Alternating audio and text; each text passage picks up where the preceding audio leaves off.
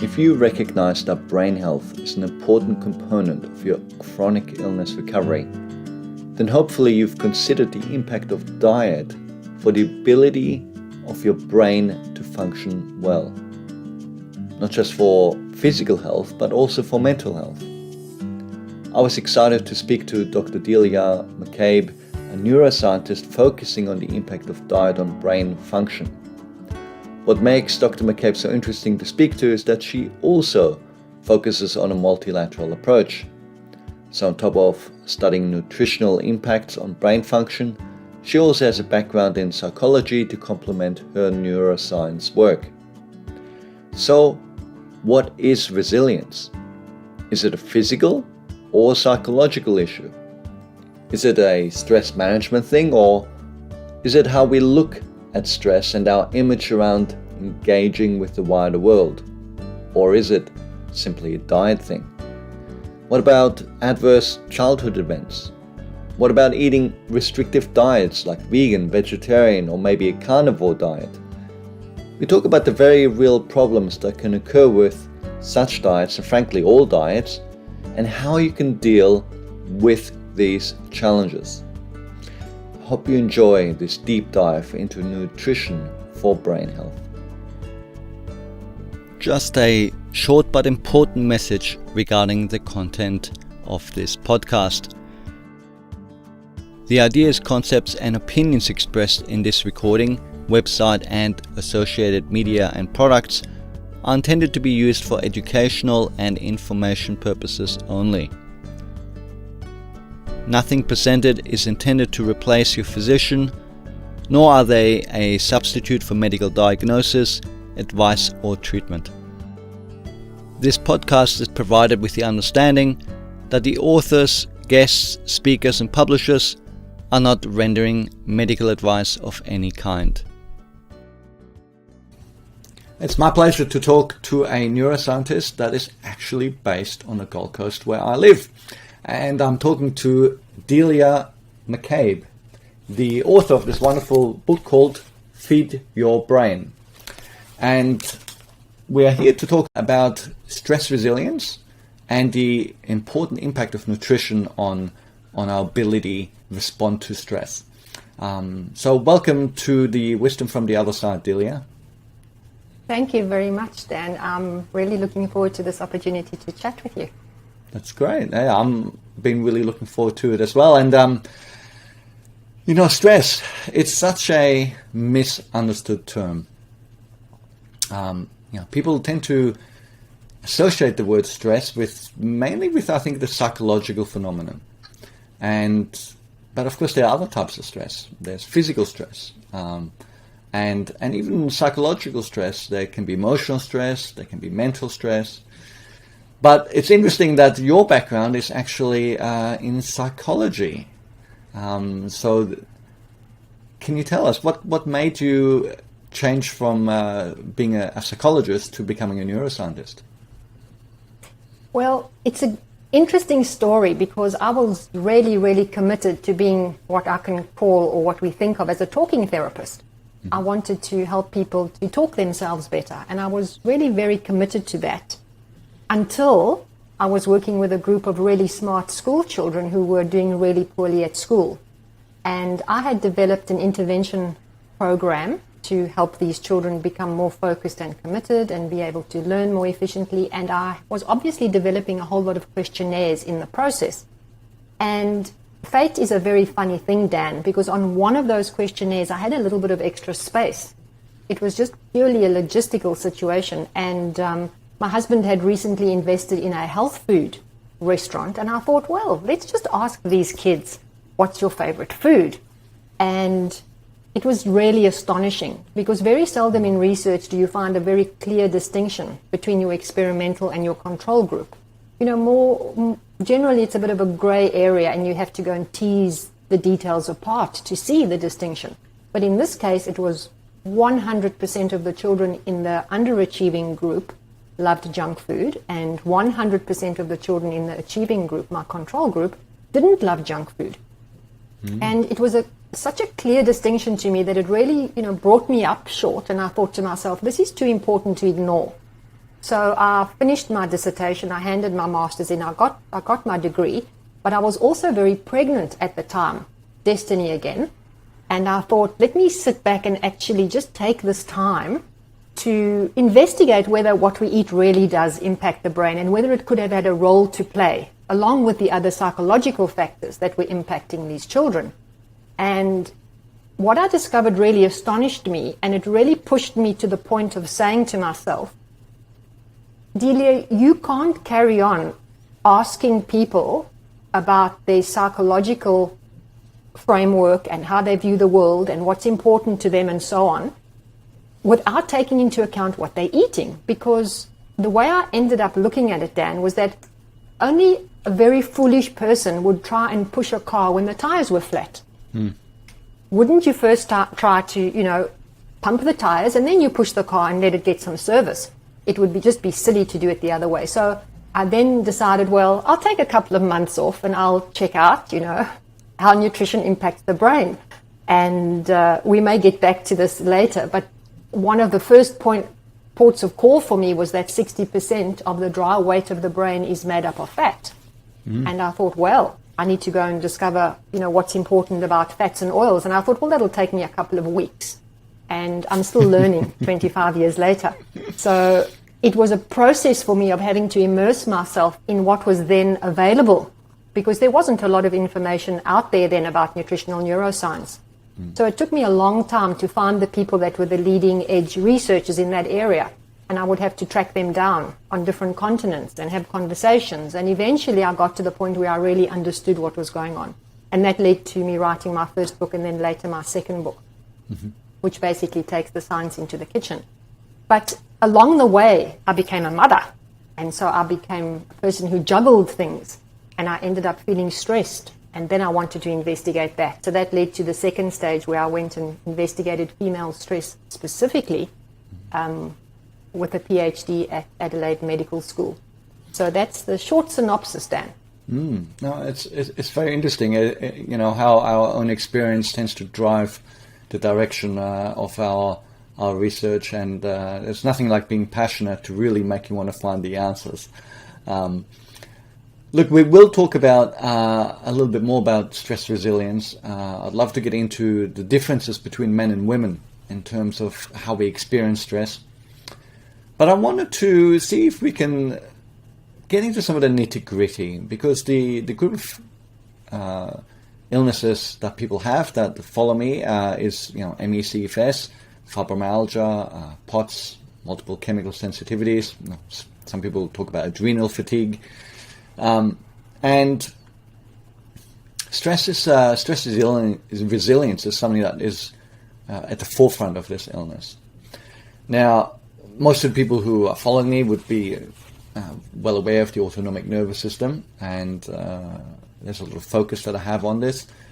We talk about the sympathetic and parasympathetic. For those people who are new to the podcast, the sympathetic component of the autonomic nervous system is our fight or flight response, and the parasympathetic is our rest and digest. So this is really the part of our nervous system that seeks to regulate so that we cope with stress and that we thrive and that we recover from stress. But here's the thing, Delia. When people are ill for a long time, their stress resilience gets to a very low level, and it's probably not something that most people could even understand or fathom when you are having difficulty just listening to someone talk to you. That causes you so much stress that it feels deeply, deeply uncomfortable. When lights or sounds on their own are almost too much to bear. And the words too much to bear is probably something that people will have used, or themselves who might be listening, when it comes to stress. And so my question is, what is really going on in the brain? What is the deficiency, or what is the mechanism in the brain that stops us being able to get this kind of stimulation? Okay, this is a good question, and let's just step back for a moment. If we just look at the sympathetic nervous system and what the fight and flight response is, it was only meant to last for between 30 to 60 seconds. So that most people are not aware of. I mean, the tiger either ate you in that period of time and you didn't need the stress response anymore, or otherwise you escaped and you could automatically calm down and your PNS would step in. And so that in itself is telling us something very important. That SNS was only supposed to be used under extreme circumstances. The challenge we have today is that now it's switched on most of the time and the PNS doesn't get a look in. Just, separating this from the illness for a moment, just a normal person living an ordinary life is now finding that their SNS, even if they don't know what it is always on. They always feel vigilant. They always feel on edge. They don't sleep well. They can't rest. They fidget a lot. They just don't feel calm. Their digestive system will have a challenge. They can't focus and concentrate well. Their memory will be a problem. So that's just an ordinary person. Then we bring into that whole equation the fact that it's not just a tiger chasing us. So we've got a 30 to 60 second impulse that's now being extended for long periods of time, but it's not just a physical response, it's also a response related to our prefrontal cortex. And our prefrontal cortex is the CEO of the brain, if we can look at it from that perspective. But it doesn't have any automatic workarounds. Like, for example, the hypothalamus pituitary adrenal axis, that has a workaround. You have a stimulus and a quick response. The prefrontal cortex doesn't work that way because it's pulling information from all the different areas in the brain and organizing it and consolidating it and coming up with a solution. It is the most energy intensive or energy demanding part of the brain. So now you have people that are running away from a hypothetical threat, the tiger. They've got a hypothalamus that's continuously engaged. They've now got a prefrontal cortex that's also engaged because it's saying, have we experienced this before? No. Keep on going backwards, forwards, backwards, forwards. So there leads to a cognitive exhaustion, which I think a lot of people can relate to now because it's not just that physical adrenaline, it's now the PFC that's involved in this conversation continuously. So another thing that a lot of people don't take into account is the cost of adrenaline and cortisol. I did a presentation the other day and so many of the people came back to me afterwards and said, wow, because I showed them that adrenaline costs from a nutritional perspective. You need B vitamins, you need C, you need magnesium, you need zinc, you need iron, you need all of those nutrients to actually synthesize adrenaline. Now, that's fine if you're only experiencing that for 30 to 60 seconds, but if you're not, what does the human organism do? It says, no, we're going to prioritize adrenaline because it's much more important that you escape the tiger versus synthesizing serotonin, which needs the same nutrients, or producing energy in the mitochondria. So there's this constant conflict in the body around this whole process. So when people are very stressed, they can't lie down and sleep. Their body's too switched on. They've got too much adrenaline and too few nutrients to actually synthesize the serotonin and all the other nutrients that we need, all the other neurotransmitters we need to be able to allow that PNS to kick in. So when this is going to take us a little bit on a tangent. When I speak to people who are very stressed and they have challenges, which they often call adrenal exhaustion, which actually isn't a medical term, but it's something that it's now become a colloquial term that people use, or we can refer it to burnout, which I don't think is only related to work. I think burnout is a general lifestyle challenge today. So when I speak to these people, Dan, one of the things I say to them is that this challenge that you're experiencing feels like a physical challenge, but it's actually part of your personality challenge. And they always look at me with a little bit of horror because they think I'm saying something bad. It's not a criticism. It's simply that people that are more stress sensitive and more vigilant in the world generally are people that are more perfectionistic, they're people that are more driven, they're people that are maybe more ambitious. These are not relaxed people that sit around all day and wait for things to happen. These are generally people that go out and make things happen. So when they continue to push themselves and don't listen to their body signals, what happens over time is that whole SNS-PNS balance becomes completely wonky, and they can no longer get back to that balance. What most of them do is they try even harder with all sorts of therapies and different approaches because that's part of their personality to do that. So they actually exacerbate the problem because of a psychological component that now is influencing this physical and cognitive and the neurobiology of the whole process.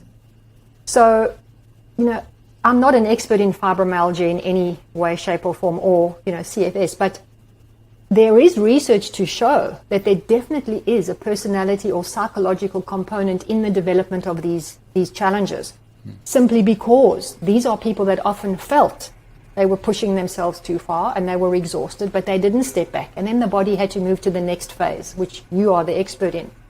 So that is a long explanation to share with you that we cannot actually separate the stress resiliency from the personality. We have to address both of them at the same time to be able to allow the person to heal properly, and also to teach them strategies so that they can allow themselves to heal and not be completely committed and focused on the next thing they're going to try or the next thing they're going to do. They need to accept that it's a process, because it was a process that got them to that point. The other thing that I think is worth mentioning, which is also a little bit of a tangent, is that as a society, we haven't really focused on stress resilience. We focused much more on stress management. So something bad happens to us and we deal with that one thing, and then we tick it off the box and we wait for everything to calm down and relax again. But life is not like that, and I think the last 18 plus months have taught us that a lot of curved balls can come our way. And the previous generation probably knew more about stress resilience than we do, because they had dealt with huge challenges. The Depression and world wars, these are things that teach you that there's so much out of your control and you just have to sometimes toughen up. And I don't mean this to say that, everybody must ignore how they feel and that that's not important and that they, shouldn't care about their well-being. That is not what I mean at all. I'm saying that there's a level of mental resilience that we are not cultivating in our society anymore.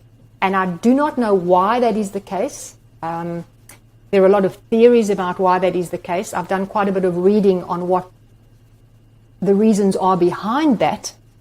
But that, coupled with the cost of ongoing stress, coupled with the personality of the person or the tendencies of the person, creates a little bit of a perfect storm, because now we have someone that is hyper-focused on a solution or on the challenge they're experiencing. They're not addressing what brought them to that place. And society is saying, well, just be kind to yourself. Just be, just relax. Don't, someone else must do something for you. So when you combine those things, you have a situation where it is actually challenging to solve the problem, because we have to tease apart all the variables that led to that space. So that was a long explanation, Dan. Yeah, look, the psychological side of it is key, not just for psychological stress, but for physical stress, absolutely. Or stress that perhaps we would say is not our fault. Yes. And it's something I talk to people about a lot.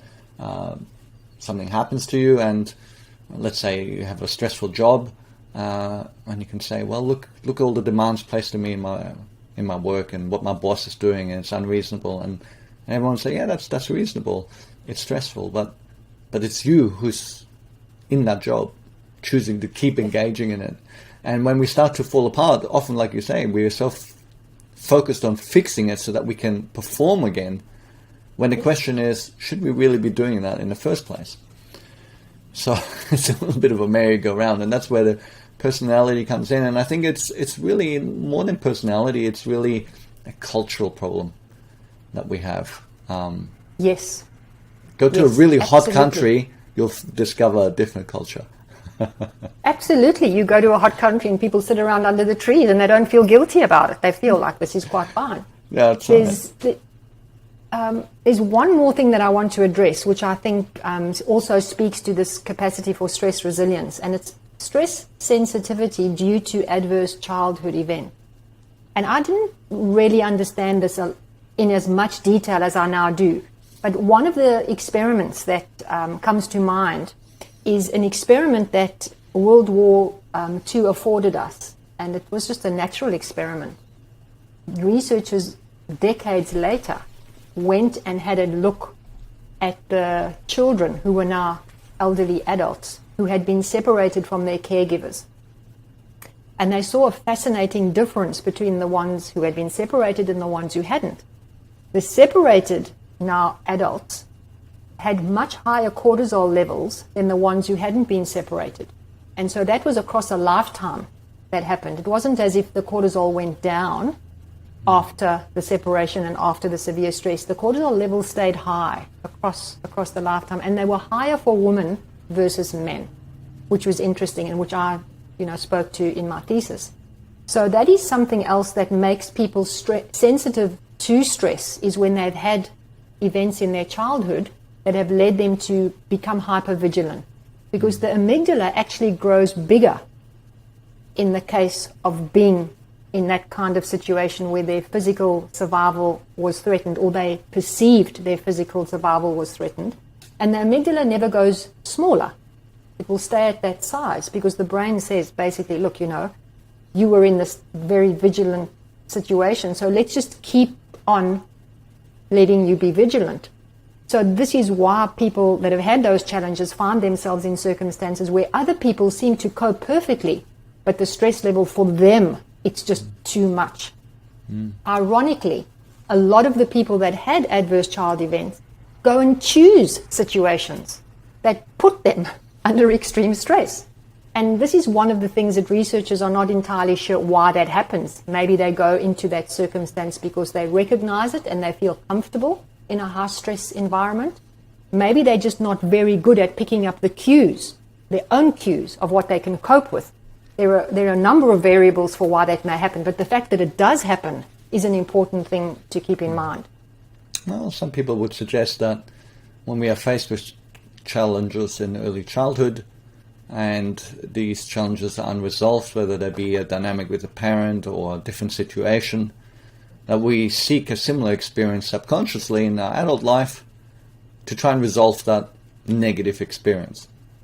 I can't help but wonder if that is part of the driving force behind this perpetuation of stressful experiences. Absolutely, that may definitely be part of it. But because it's a subconscious, it's very difficult to ascertain what that is. And also self-report measures are not always reliable. I like that natural experiment because it shows truly that there was a biological leftover from that experience that didn't disappear. These people lived with it for the rest of their lives. And that for me was very sobering, because it meant that no matter what they did and no matter how their lives turned out, their body basically said, look, this is the situation during that, those developmental periods, and we're going to keep you in that state. So I think that can give people, it can be a solace in a way, because you now know that you're stress sensitive. So you can learn to make better decisions and function better in an environment, and then go to therapy with somebody who understands how to help you work through that challenge. Even if you no longer feel that challenge, the body keeps the score, as Bessel van der Kolk says. So when that's the case, even if you don't remember it, it's still there deep within your cells, so you can still work your way through that. And I think that should give us hope. Yeah, absolutely. And I've seen people make inspiring recoveries from periods of childhood adverse events and a lifetime of adverse events. And what the human spirit can overcome is truly, dare I say, almost unimaginable. And the longer I do this work, the more I see that. What is the distinction here in terms of developing resilience? What really is resilience? And how can we cultivate this?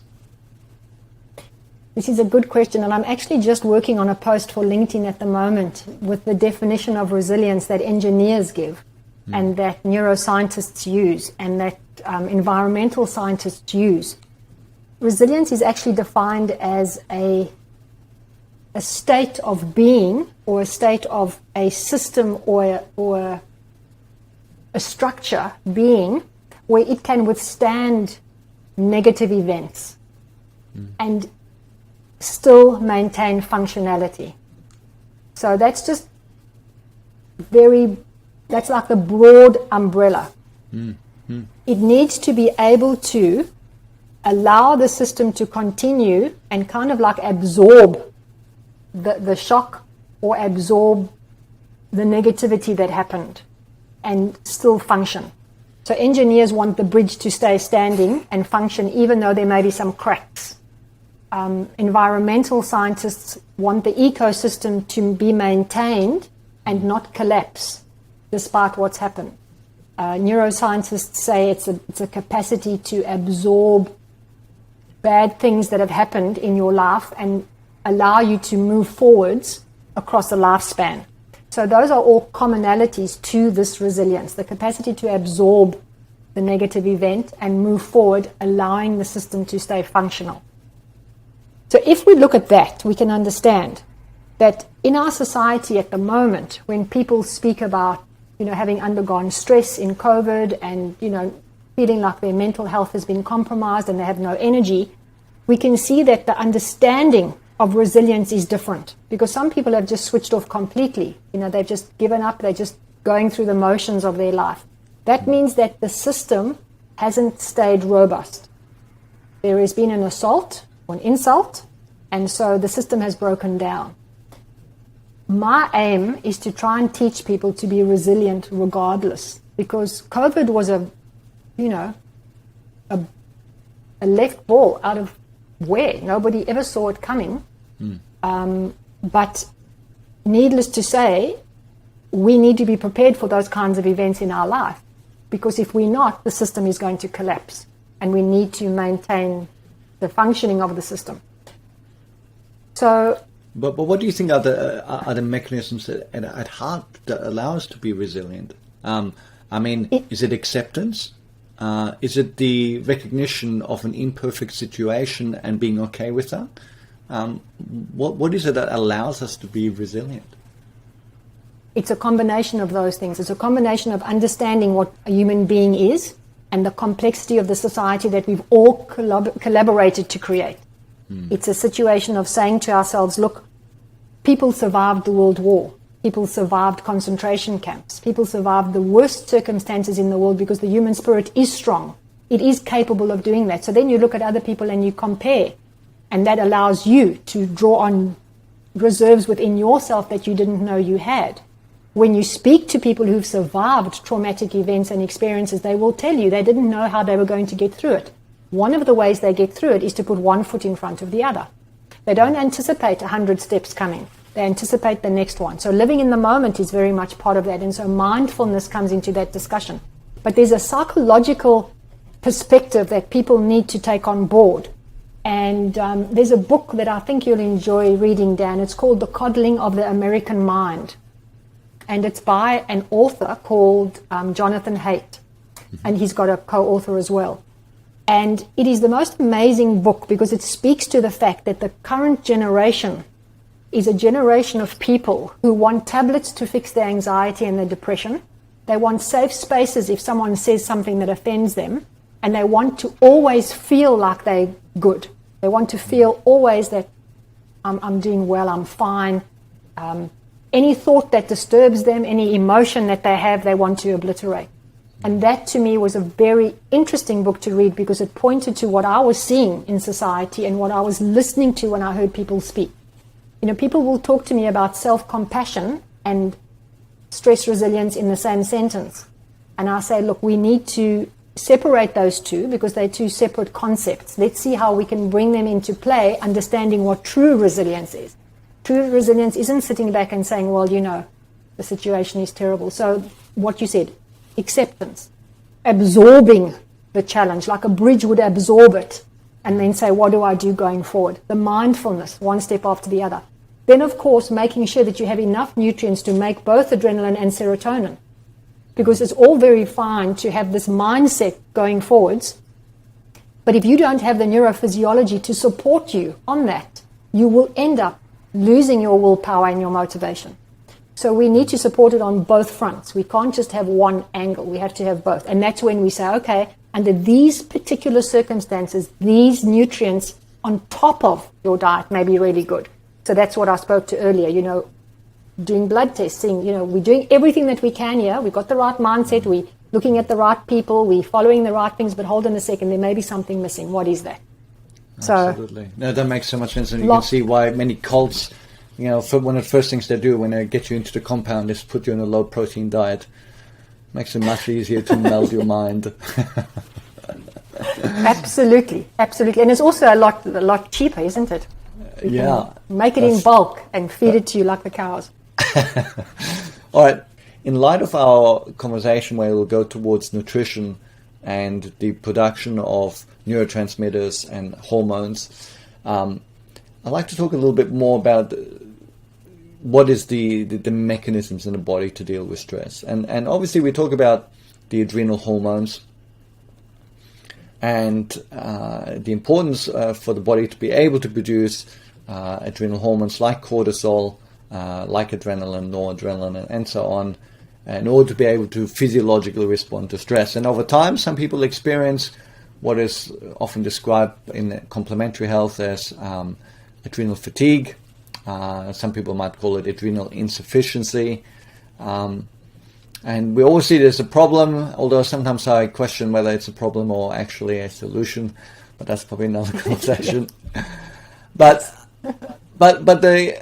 the thing about it is, okay, so we understand how these hormones affect the body in terms of our immune function, in terms of healing, inflammation, and also energy production and metabolism of sugars and all of this type of thing. But when we talk about adrenaline in the brain, it doesn't come from our adrenals, right? Adrenaline in the brain comes from the medulla oblongata. It's produced locally because, as I understand, it doesn't cross the blood-brain barrier.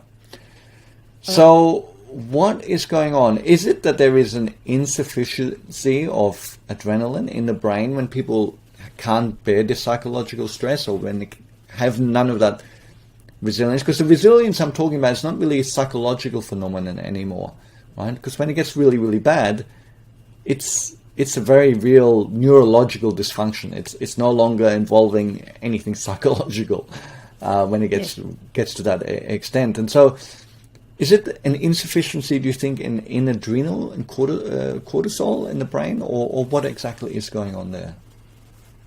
It's a good question. I don't think we actually know what's going on. But if you look at the behavior of people who are used to a lot of stress, they often choose environments that will once again induce that stress. And let's talk about, mountain climbers, people that jump off mountains with paragliders. It may be that the brain gets used to a certain level of adrenaline, and without that level, it now feels, well, it needs to go and be involved in a situation that will let that level rise again. So that is a good question, and I don't think we have an answer to that yet.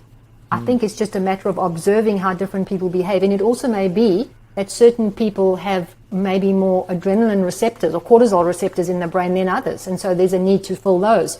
And I'll give you an interesting example between the male and the female brain, but it's not from human brain cells, it's from rodents. So these really smart researchers decided to have a look and see what was the difference between the male and the female brain when they were exposed to high levels of cortisol.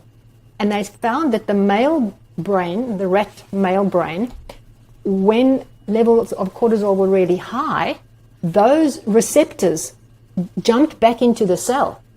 They didn't make themselves available. They jumped back in, and it's basically the cortisol swept past them. But in the female rat brain, those cortisol receptors stayed open. And so the brain then hooked onto them, and obviously the resulting experience happened from that. So they couldn't understand how that happened and why that was the case. So there may be some mechanism that we don't understand that is at play between the male and the female brain. We obviously find it hard to do ethical research on males and female, humans. So we can't really extrapolate that to the nth degree. But we are led to believe that it's a similar functioning because of the role that women play, females play in the offspring. So I don't have an answer for that, Dan. It may just be that the brain gets used to that particular level of adrenaline and cortisol synthesis, and then it wants to maintain that. I think that does speak to the adverse child event and the cortisol level in the the World War II adults, it may speak to that as well. It just got used to that level. Maybe it didn't have anything to do with the amygdala. Maybe it was just something else in the organism. Well, it's interesting because, it's great to have the conversation because, obviously one always thinks, is it on the level of neurons firing, or is it on the level of neurotransmitters and hormones? And obviously, it may simply be that when we cannot tolerate stress, that it is simply a protective mechanism, shutting the brain down. And one of the interesting things I've come to note, probably in more recent times in my own research, is the experience of adrenal hormones on cognitive function. So, along with the inability to tolerate stress, becomes this brain fog. And the brain fog, you might even go so far as say when we say, well, what is it that we say when we have this experience when you just can't tolerate anything? Well, it's like there is this shutdown in the brain, isn't there? And it's probably not that different than brain fog. And so, what do you think is happening when people are experiencing brain fog? Good question. I think that it's a combination of things. As an organism and as a brain, I often think of us as brains just with bodies, and that's not true because I know we have embodied cognition. But if you just think about this brain that is, operating in the world, it gets input from both what's going on in the body and it gets input from the environment. If there's too much input from either of those areas or a combination of those areas, it's very likely that the brain just says, no, I've had enough now. I can only cope with this much input, and so whatever else is happening is just too much. And that leads to the people feeling a sense of, overwhelmed. I can't cope. I have had a similar experience. If, you go into a shopping center and you've got a lot of things on your mind and you've got a list, and then suddenly this music is intrusive. You actually just want the music to switch off so that you can focus on your list and focus on what you're thinking about. I think it's a natural mechanism that the brain has just to say, hold on, it can only do one thing at a time, especially when it is overwhelmed and exhausted and it's not able to synthesize neurotransmitters optimally because of a number of other things which we can get to. So I think it's just basically a safety mechanism. The challenge is the longer that safety mechanism is in play, unfortunately, the capacity to focus and concentrate will be compromised because now a neural pathway is being established that says, okay, when there's so much information, I'm just going to shut down. And that's a problem because we don't want to keep on reinforcing a particular behavior. So the workaround for that is challenging, and I'm sure that you're busy working on solutions for that. I speak to people about their values, which is just the psychology side. If you know what your values are, you become very focused and concentrated on what your priorities are because, your priorities are led by your values.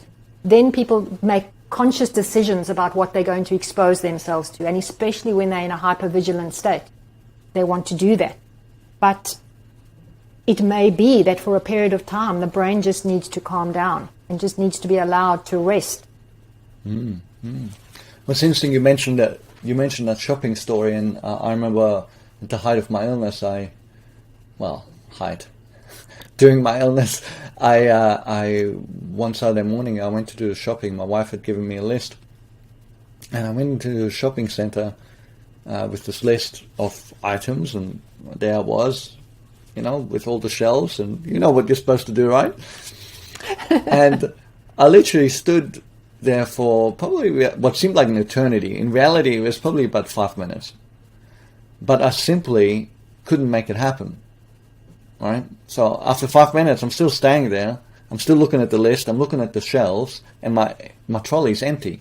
I couldn't perform the function of getting these items and putting them in the trolley. And I remember walking out of that I just left my trolley and I walked out. I was actually quite distressed. You would be. Because it's quite shocking when we realize that we are mentally disabled, right?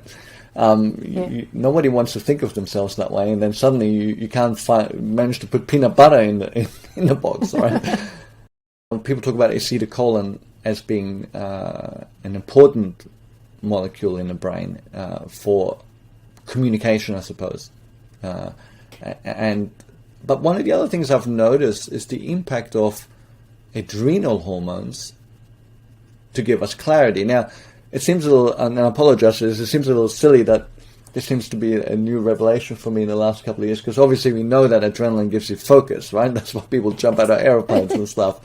But I've noticed that also in a therapeutic setting, that when people are experiencing, let's say, mental distress, depression, brain fog, and they have a physiological experience in their body that causes an adrenal surge, that they can get this great clarity and all these symptoms just suddenly fall away, including depression-like symptoms for a period of time. And I'm like, adrenaline, depression, serotonin, acetylcholine, what's going on here? That's getting so confusing, right? Look, I'm very glad you added that for the time being, it's not an ongoing thing, because they would suddenly get clarity. You can suddenly get clarity when you snort cocaine. Yes. It doesn't mean that you should be doing that all the time either. So those moments of clarity are interesting, because I think sometimes what happens in the brain, and if we could replicate this, it would be fantastic, although a pharmaceutical company would quickly be on the bandwagon and then we'd be in trouble. But there's kind of like a confluence of all of these different neurotransmitters. Some of them are excitatory, some of them are inhibitory, and they just come together in this perfect pattern or perfect moment where it provides something that the brain hasn't had before. Now, to replicate that, it would be very hard, because you don't know what the exact input was from the environment, and you don't know what the precise input was from, internally. So I'd like to find a way to patent that, but I don't think it's possible. I think everybody can, will find their own way through that. And I don't think that would be a regular occurrence for people, because to align all of those different neurotransmitters in that way is challenging. It's the same as when people go to church. This may seem like a strange example, but when people go to church and they are firstly expecting a spiritual experience, so they go to church, they're at a heightened state of expectation. They then start singing, which produces a specific hormone response in the body and in the brain. Someone then says something that is very motivating, and their autonomic nervous system balances between the SNS and the PNS. And there's a very interesting mechanism that happens. Within that moment, they feel a sense of separation from their body and alignment with a spiritual being or something outside of themselves. Now, a lot of people translate that as an emotion that is proof that there is something outside of ourselves. And they will take that emotion and they'll carry it for a lifetime, because what they felt was completely and absolutely physiologically real. But what they ascribe it to is something different. And I think this is what happens in the example that you provided. I think there's just this beautiful confluence of these hormones and these neurotransmitters that work together in a unique way. To replicate it, a challenge. But the problem with serotonin, and many researchers call it the neurotransmitter that's everywhere but responsible for nothing. It's a wonderful neurotransmitter, because that's the truth. It's involved with appetite regulation. It's involved with your ability to fall asleep and feel safe because of its melatonin involvement. It's involved with, gut function. It's everywhere, but you can't pin it down. And I think what we're going to discover with many of these other neurotransmitters is we've looked at what their first and primary role is, because that's easy to understand. That's kind of like the low-hanging fruit. But with more research and more investigation, we're finding out, hold on a second, for example, with dopamine. We used to think, dopamine was the pleasure neurotransmitter, and everyone used to say that. We now know, no, dopamine is very much involved with motivation, and if there's movement involved, then dopamine is there. So we are becoming more aware of the complexity related to these neurotransmitters and how they function. So I love that kind of like question you asked, but there isn't a solution at this point in time that I know of. Yeah. Look, I appreciate your answer, and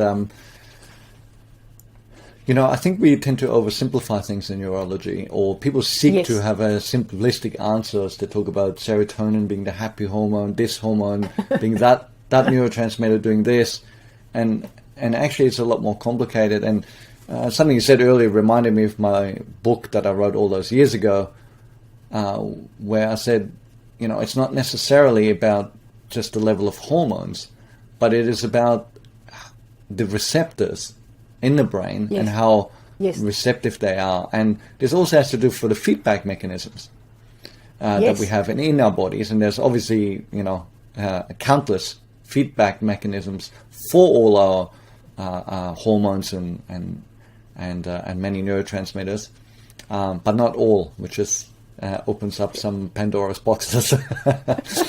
It does, because we don't understand those. Yeah. Did you want to speak to that at all about, in the brain where there are some of these feedback mechanisms and sometimes there isn't, and how that might create problems?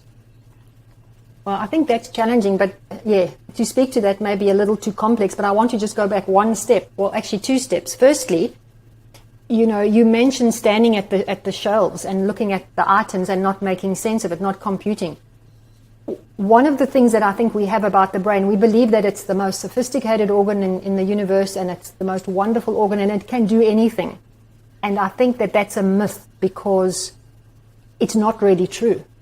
It is an input-output system, a very sophisticated, very sensitive input-output system that takes input from external and internal, but it does get to a point, like any system, where there's a malfunction. And I think we haven't spoken to that enough. I mean, mental ill health is part of when the system malfunctions. Something goes wrong, and I think that I just wanted to mention that. The second thing about, different brains and how the feedback works and the receptors when they're open or not, that speaks to genes. We know that some people are born with more dopamine receptors than other people.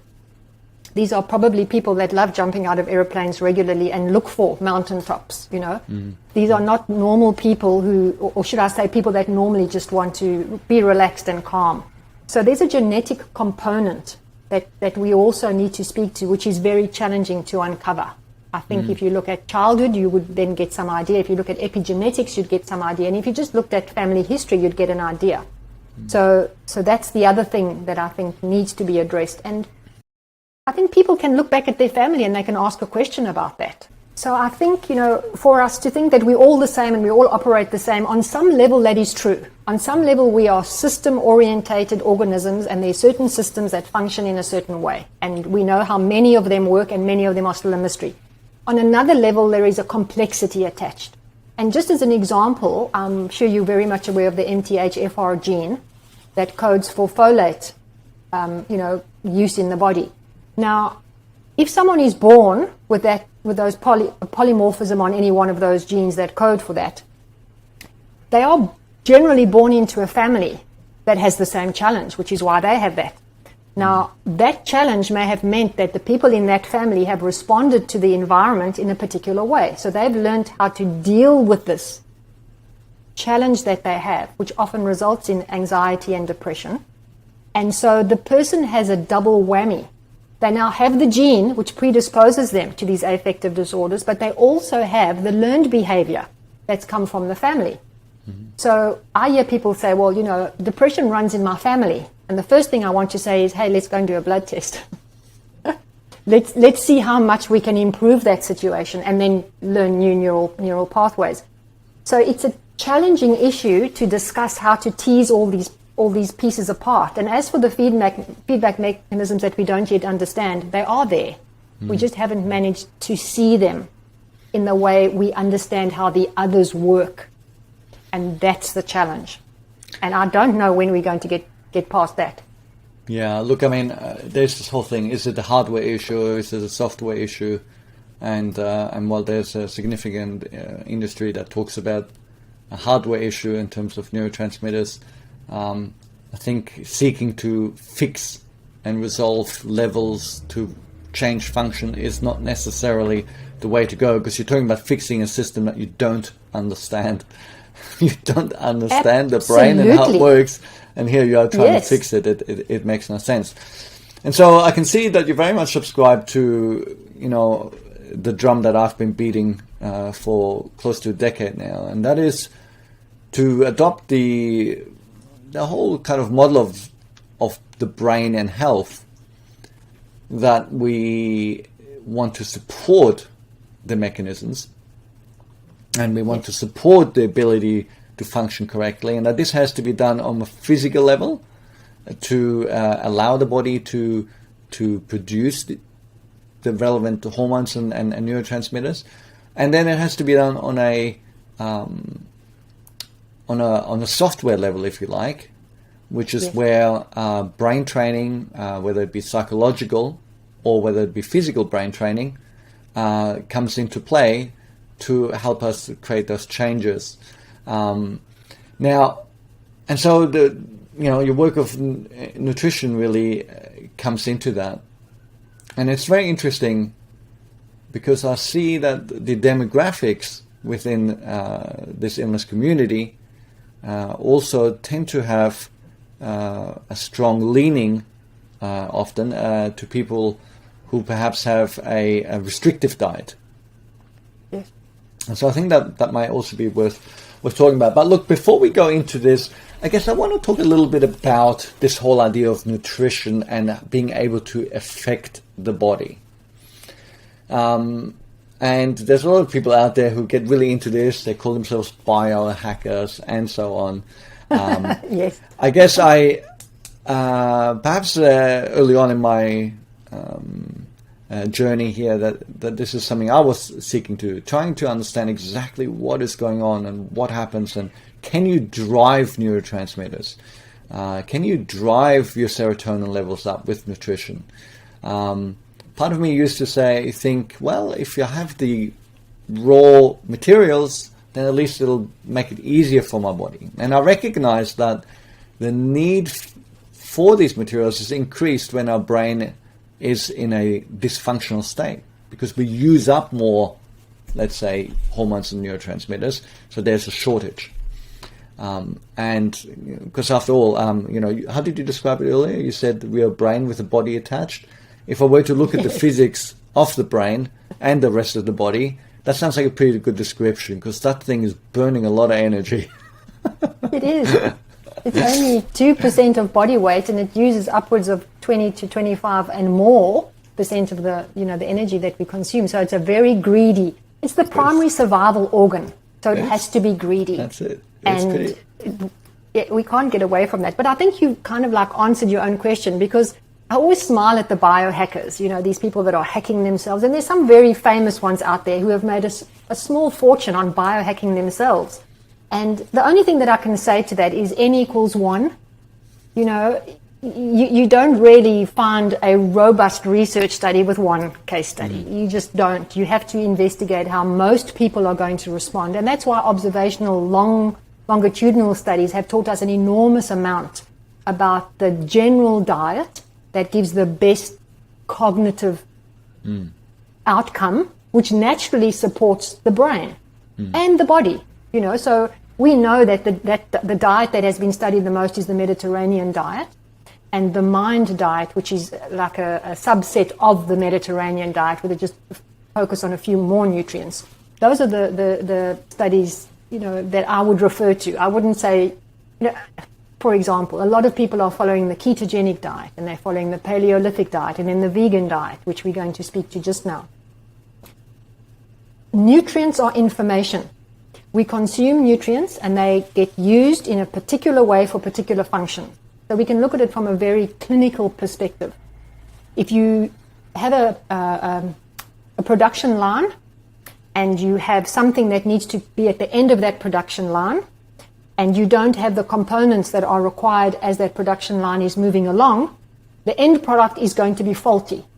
That's just the way it works. It doesn't matter what your opinion is and what your belief is, you're not going to be able to make serotonin if you don't have enough of the components. Same with adrenaline, cortisol, acetylcholine, dopamine, the whole lot. It needs specific components. Different people will need more of those components at different times in their lives. for example, when they're very stressed and when the system is under stress for whatever reason. Some people will need more from a genetic perspective than other people will ever need. So we have that to take into account. Then with age, does age impact that? Yes, it probably does. We need to take all of those things into account. And then, for example, the MTHFR gene, people that, they can consume 500 times the amount of folate, but they're still not going to be getting what they need. They rather need activated, folate. So then they would have to take a specific nutrient for that. And then, guess what? Then the production line runs smoothly because now they're getting a component in the unique form that they need it in. 22% of the population has a problem with that. So then you say to yourself, wow, that means 22% of the population could be battling with anxiety and depression because of a simple genetic anomaly. Wouldn't it be good to just solve that problem? So, because then the neural pathway of that particular behavior isn't established later on in life. If you deal it with a child, it's easier. So all of those components speak to the fact that we are definitely all similar in a lot of ways, but the ways that we are unique and different is very important. There's even some research to show that females suffer from nutrient deficiencies quicker, or the nutrient deficiencies are noted more quickly in women than they are in men. And if you look at that from an outside perspective, you'd say, now, why would that be the case? But then you go, oh, hold on a second. Women are also making hormones. Women respond differently to stress. So they would then have stress. If that affected their hormone production, that would mean that their hormones would be a bit wonky. That means that serotonin and progesterone and GABA and estrogen, these would all be affected as well. So you go, okay, that makes perfect sense. We just listen to what the science tells us. So that's kind of like an explanation for why we're different, why we're similar, what happens in the brain, what doesn't happen, why it happens. It is very complex, Dan. And I think one of the problems that the human brain has, which is probably related to metacognition, the human brain much prefers dichotomy. It prefers up, down, yes, no, black, white, right, wrong. It much prefers that because it uses less energy when something is really simple. And that's one of the problems we have with social media and the world in general today, because people want things to be as simple as possible. A lot of people haven't been trained in critical thinking, which introduces complexity. And a lot of people don't have the neural energy to be able to investigate something and think about it and its complexity because they eat rubbish. So they don't have the neural capacity. So there are a few reasons behind why people want to simplify everything. Some of them are related to our society and others are just related to not having neural energy. It's just not there. So I think I went a roundabout in answering your question. I do understand where you're coming from. Look, and we're going to touch on nutrients and what we eat in a moment in terms of a sensible all-round diet. But, I mean, the question I have is, can we drive specific neurotransmitters or hormones with specific nutrients?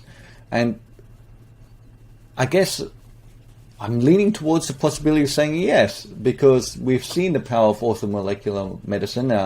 If you're familiar with the Walsh protocol, yes. If you are, if I give you a bucket load of B5 every day, like you're eating them like Smarties, you watch what happens to the corner of your lips, right? And your fatty acid metabolism. Like something's going on. So it's not simply that the body just uses whatever it gets. And so people with mood disorders who look at supplementing with things like 5-HTP and also for sleep, right? If they can methylate the serotonin for the melatonin.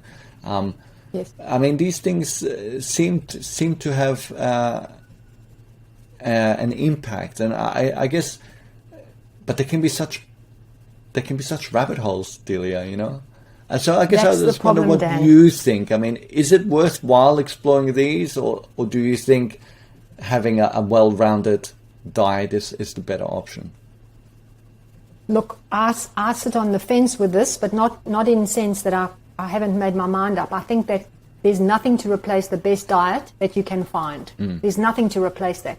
On top of that, you build in the unique nutrients that you need for your own metabolism, your own life stage, your own energy level, and your own cognitive capacity. So, if someone came to me and they said they were battling with sleep, I'd say, okay, let's have a look at 5-HTP. Let's see if it helps you. For many people, it causes an upset stomach, and that's the problem we want to avoid. So then we'd say, okay, we're not going to try 5-HTP. Let's try St. John's wort, because that actually helps with 5-HTP as well. Let's try that as a different protocol. So there are lots of different ways to tweak the system. And I think we need to be very clear about the fact that we can do that and that it is possible for some people to benefit. But I think for people to be living on Macca's and Coke and then to swallow 5-HTP to sleep is a big mistake, because then they don't have the foundation. And we're going to speak about, nutrition a little bit more, and especially about the essential fats, because without the right essential fats, we have a cascade of disaster that goes right from the cell membrane. It goes right from the fat molecule all the way through the cell membrane, all the way to the synapse. So I might qualify this first, if I may, Delia. I'm going to qualify this a little bit for people listening. I think when you make choices about what you eat, there are all kinds of things. There are lifestyle, there is the joy of certain foods, there is ethical reasons, personal reasons. There's lots of reasons why, and there's health reasons. And sometimes people get these things a little bit confused, I think.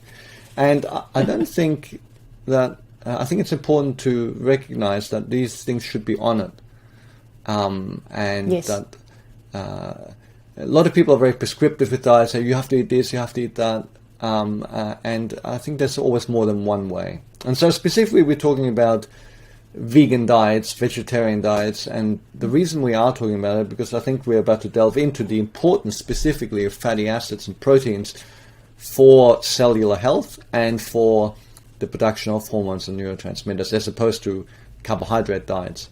And these can be lacking. They don't have to be, but they can be lacking in vegan and vegetarian diets, just like they can be lacking in other diets, right? So it's about whether you have a good diet, not whether it's vegan, vegetarian, or something else, right? So I just wanted to preempt that so that people don't get offended or concerned about that. But let's start with the science. Let's start understanding what we need, and then say, well, based on your own preferences, how can you build a diet as such, and talk about what do we want to eat for our brain to be healthy. I need to address the vegan vegetarian diet, and I agree with you completely in relation to what our ethics are and what we believe we're contributing to on the planet. There is a tendency, however, for people to follow a very restrictive diet, who also have the kind of personality where they want to control things. And when that is part of the whole parcel, sometimes they can be nutrient deficient but refuse to accept the fact that they are, because they want to cling to their ethics very strongly. And that's not a problem, because it's very easy to find out what they're deficient in. Mostly it's B12, iron, or zinc. And when we solve those problems, they can happily consume what they need to, as long as it does tick a few boxes that are important. But they don't have to eat animal flesh, so that's fine. But I just wanted to point to the fact that does often have a psychological component to it. Interestingly, a story about 150 years ago in a British hospital, women were presenting with a problem called anorexia hysteria, which today we know as anorexia nervosa. And there was a very smart, obviously pioneering doctor on site. And he decided to give all of these women oysters to eat. And oysters are very, very high in zinc and DHA, the most sophisticated essential fat we know about. And all of those women walked out of the hospital. So we know that zinc and DHA is extremely important in dealing with people who don't want to eat anymore. The reason they stop eating and become restrictive has a psychological component. But that psychological component ends up having a physiological response, which we can then address, and then address the psychological component. So I just wanted to mention that, because I think it's important, and it speaks to why certain people choose certain diets. You then have people also who were on the paleo diet when that was fashionable, and now they're on the keto diet because that's fashionable. These are people that are not finding a solution in any diet. The solution mostly is weight loss, and so they pursue that, with a passion until the next diet comes out. So that's also a challenge because they could be missing out on certain nutrients. So to get back to your original question, the best diet for the brain that is very well researched is the Mediterranean diet, and that includes animal flesh made up of chicken, red meat and fish. It includes legumes. It includes grains. It includes olive oil, and it also includes a wide variety of colored vegetables and fruit. So it's basically ticks all the boxes for what the body and brain needs. Some people find that they want to avoid maybe the grains with gluten in them. That's fine. They can take them out and use another grain like quinoa, which isn't actually a grain, it's a seed, but they can use that in place of that. Something else to add to that diet is fermented foods, because that supports our gut and that supports the optimal digestion of the food and also the health of the digestive lining, which then means inflammation is reduced. So that's a bit of another conversation, but adding fermented foods is important.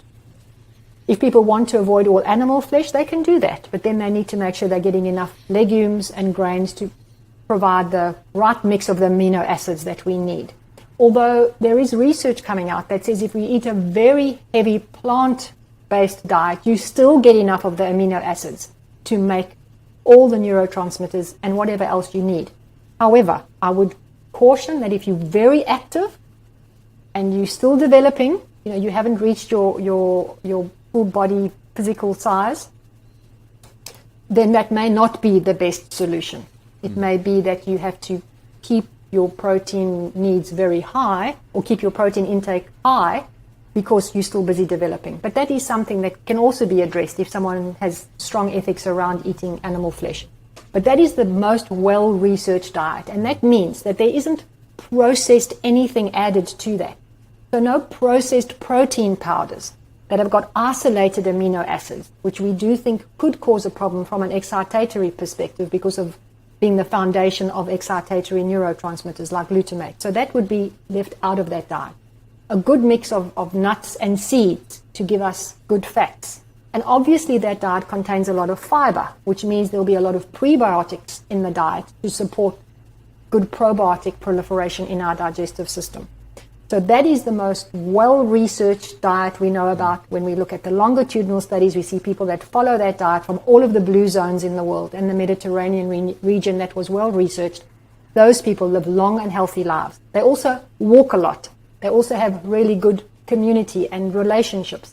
They also have close family structure. So those are other things that you add on top of the diet, but that's the foundation. Obviously, people in those environments could have an MTHFR gene anomaly, and then it would be better for them to have an activated form of folate. Some of those people could still suffer from an iron deficiency, even if they ate, a lot of red meat or included it 2 or 3 times a week. Those are things that one tweaks in the diet as you go along, but that's the foundation, Dan. Well, and look, it comes back to eat food, right? Eat Absolutely, food, yes. not packets. But here's the thing, basically, if your grandparents recognize it, it's a step in the right direction. Yes. I guess the point I always make is that the diet that it may be okay for a healthy person is very different than a diet for somebody who is suffering from a severe chronic illness where there are all kinds of insufficiencies in terms of our hormones and insufficiencies in terms of our neurotransmitters. And so opening up that vegan question again, if somebody has a vegan diet that's not rich enough in the proteins and fatty acids, maybe that would still be okay for a healthy person. But when somebody has that additional need, it can become a problem. In fact, there are some people who are coaches in this space who say they won't work with someone if they're vegetarian or vegan, because their experience has shown them that until they make that switch to eat more cholesterol, more of these other foods that are required for hormone production, that they struggle with their recoveries. I don't think we should I'm not trying to subscribe that or necessarily say, hey, that's how it has to be, because I know that's not true. But I, strongly encourage people to eat a diet that is very rich in these foods. And so my question to you is, if you have a person who is chronically ill like that, and we looked at their plate, what does it look like? What's on the plate? I'm not talking about all the different foods, getting all the details. I'm just talking about our macronutrients, our main food groups. I mean, how much? Half the plate? 3/4 of the plate? What should be on it? Okay. At the risk of oversimplifying something really complicated. Well, we have to simplify it because it is really complicated. But let's say that person isn't well, and so their digestive system isn't working well either. Generally goes together. For them, a lot of raw food may not be the solution. So maybe for them, they'd have to have some food that was juiced. So they have a green juice, and they sip it slowly, and they make sure that it's covered in digestive enzymes as they're swallowing it, so that helps. Okay, so maybe they have that 2 times a day. Then when you look at their plate, they would probably have lightly steamed vegetables, colorful vegetables. So that could be some broccoli, that could maybe be some sweet potato, maybe some carrots. These are foods that are not dead, they're not gray from being boiled to death. They've been steamed so that they're easier for the person to chew and easier for the digestive system. Okay? Maybe they even open up a digestive enzyme over that food to facilitate digestive processes further. And that's something that I often suggest to people when they're really battling. Whatever the protein is, it needs to be as close to nature as possible. So whether it's a piece of red meat, or it's we'll discuss fish in a moment, a piece of red meat, or it's some lentils, I would prefer the lentils in the real form, not in a burger that comes from a packet in the store, because so that has been. No, I saw your eye roll. We don't want that. It's highly processed, even though it's good for vegetarians and vegans. We want those lentils as close to nature as possible. Then always good fats with that food. It doesn't just help digestion, it also increases the flavor of the food, because flavor molecules disperse optimally in fat versus water. One of the reasons that the low-fat diet failed so abysmally. They had to keep on adding additives to the cardboard-tasting food because there was no fat. So that's what the plate would look like. It would be colorful, it would be nutrient-dense, it would have good fats. If someone wanted to add some butter, they could, or some olive oil, or some other essential fats, yes, but not just the focus on saturated fats or monounsaturated fats, because the body can make them from carbohydrate. If the person isn't well, maybe there would be a breakdown in that process. So then you would add them, but you also have to have essential fats. And then people can also add some spices, something like curcumin, also add some herbs, which can be useful. But that is basically an example of a plate of food. People that are not well and they just want to live on salads are not going to get the best solution, because the nutrient density from that salad isn't available. You're going to starve to death.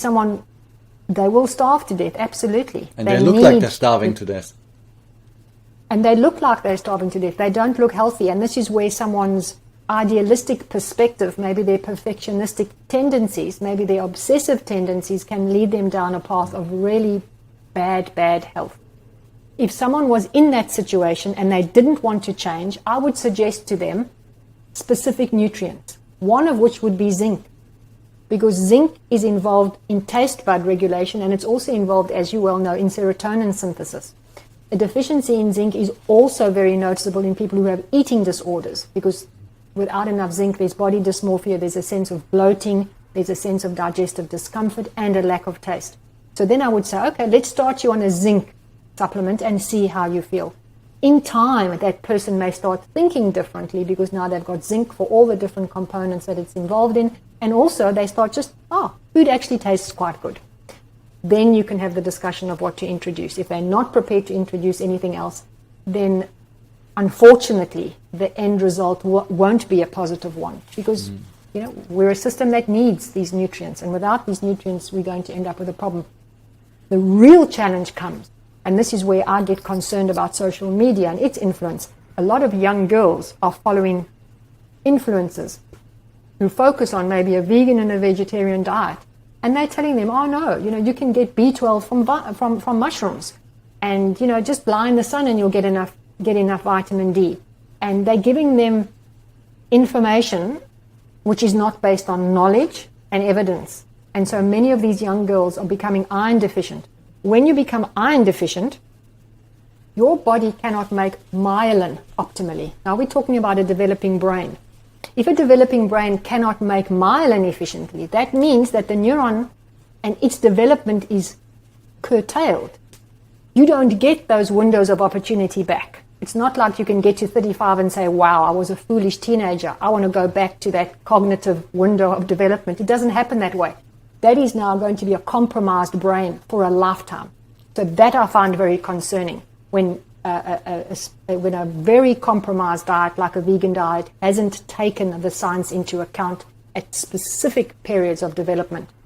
So I just wanted to mention that because I see a lot of young girls trying to follow that path. And an undeveloped brain listening to a big influencer doesn't take into account the science. And that, I think, is a huge challenge. So I've had mothers phone me really upset, saying, you have to talk to my daughter. She will only eat raw foods and nothing from an animal. And that's sobering. Yeah, it's scary. I mean, we're talking about the science of things. Sometimes we just need to look at very basic calorie content. Yes. Vegetables, non-starchy vegetables and salads. You might as well be drinking water. There's no calories in that. You'd have to eat so much to get the appropriate calories. It's impossible. It's impossible. You'd be chewing all day like a cow. That's why cows chew all day, right? And absolutely. And so obviously starchy foods and carbs play a role. I mean, rule of thumb, if I say protein food, carb food, and vegetable salad foods, what do you reckon is a good proportion? I'd say probably a quarter of the plate dedicated to protein, maybe a little bit less. But that once again does depend on age and energy level. If you have somebody who's 23 years old and is going to the gym 4 or 5 times a week, he's going to want more protein, especially if he knows that protein powders aren't ideal for health. So he'll have some more. If you're an elderly person, you probably won't have as much. Carbs we all need for energy. But, starchy one's fine if you've got a lot of energy that you're expending every day. You're not going to have a whole lot of carbs if you're not very, very physically active, because then you're just going to store them on your body. As far as the lettuces and the tomatoes and the cucumbers go, you can have as much of that as you enjoy, and that fills you up after you've had the others. But don't rely on that. And then you can have nuts and seeds on top of that. That adds more nutrient density. That adds more variety and more fats. So when I look at a plate, I've got a meal checklist, and on that checklist I give the amounts, the quantities that people should look at when they're looking at their food. And then I say, you add a pesto, you add a nuts and seeds, you add some spices, you add it to the whole mix, and then you get a nutrient dense meal. But obviously, if someone is putting on weight, they're eating too many starchy carbs. If they're losing weight, they're not eating enough food overall. So we have to become our own investigators in a little way. There's not one particular option that's going to suit every single person, although my checklist does take into account that we're different. But you should be ticking all the boxes, just to the degree that the amount, the percentage is where you have to just use your own, your own wisdom, if I can use that word. I think it's really important to be practical. Like, it's so easy to get carried away in detail and feel like, oh my God, I don't know what to do, Yes. And that's why I sort of talk about these overarching things of what do I eat, and people always focus on what they don't eat, which really can be quite distressing and quite unhealthy, because then you do eat them because you're focusing on them, and then you feel bad about yourself. I think the shift should always be about what you should eat, and at the end of the day, you mentioned the Mediterranean diet. You should eat food. And I think the issue is around vegetarian vegan diet is that the amount of nutrients that are involved here for healthy brain function and the levels that we need when we are in a state of dysfunction, I would suggest are much higher. I would suggest we need much more protein and much more fats than a normal healthy person. And getting that from a diet that is restrictive or a diet that's full of junk food if it's non-restrictive, is very, very difficult. I noticed that when I looked at your book here, and the first recipe that came up, the first recipe that you had in your book was for breakfast here, the breakfast cereal. And we're talking about quinoa, we're talking about sunflower seeds, walnuts, almonds, Brazil nuts. All of these are really great sources, especially if someone is vegetarian or vegan, to try and increase those fats, to get some proteins with things like the quinoa and some other grains. But I guess I just want to point out that even with the best diet, when you are restrictive, it's still a challenge. I mean, one of the important nutrients I would imagine would be linoleic acid, right? Which we get from butter. Hopefully I'm not saying something incorrectly. This is stretching my memory a little bit. But again, where do we get such a thing from a vegetarian diet? Is it possible? Look, it is a challenge, but just to give you an example, my fat and oil lecture takes 3.5 hours. Mm-hmm. So you're right to say it is a complex conversation. Saturated fat, which we find in butter, and monounsaturated fat, which we find in olive oil, the body happily makes those saturated fats from carbs. So they're not essential, which is why polyunsaturated fats are called essential.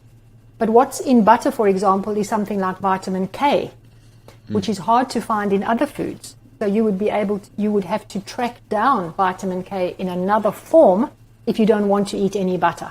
So that's a case in point of limiting the animal product. So I think what you're saying is spot on. However, if someone has been following a restrictive diet for a period of time, for example, not eating any flesh, when they do eat flesh, they're going to have a problem with their digestive system because they now have lost the capacity to digest complex protein adequately. So then I say to them, okay, we're going to take a digestive enzyme. You're going to open it and you're going to put it on every single meal you eat because that's going to help you digest that animal protein. And then we're going to look at transit time, which no one is excited to talk about, but which is very important. We need to see how long it takes that food to move through your digestive tract to see if it's moving too fast, you're not absorbing nutrients optimally. If it's moving too slowly, it starts putrefying, which is another problem. So those are other challenges that have to be addressed when people change their diet drastically. People that have been eating a lot of flesh and they suddenly start eating more fiber, they go, wow, now I go to the toilet more often. Yeah, you do, because that food is moving through your body at a different pace. One of the things that a lot of people say to me when they look at my books, they say, oh, well, you support a vegan diet for the brain because my books are entirely vegan and gluten-free. And I say, no, it doesn't mean I support a vegan diet for the brain. I say to them, most people need to know how to make vegetables taste good because it's not that hard to make a steak taste good. Most people know how to do that. So I focused on plant forms of protein, but I do speak to what can be missing in my second book. And I say to people, look, there's a reason that in traditional diets, it was always lentils and rice. In traditional vegan or vegetarian diet, you always had your corn with something else so that you had the right mix of amino acids. You're not going to have one alone. Not that we have to combine them at each meal, which is what we previously used to think, but we need to have them in our diet generally to be able to get a full complement of amino acids. But what you said is 100% right. If a person is not well, their health is very compromised, they would need to look at their diet very carefully and increase certain aspects of that. And the protein and the fat would definitely be part of that discussion. And that, yeah. Yeah, it can just all be very daunting. And like I said, I don't think forcing yourself to eat meat, animal flesh, if that is, you have a very strong aversion to it, that can create problems in its own. I mean, we are seeking to, of course, be in a low stress environment and to recover. And so these are not easy choices. But if you are going to go the road, if you want to maintain that, I guess my message is you better know what you're doing, because this stuff is really, really complicated. And one of the reasons I don't speak so much about diet is that even though I'm like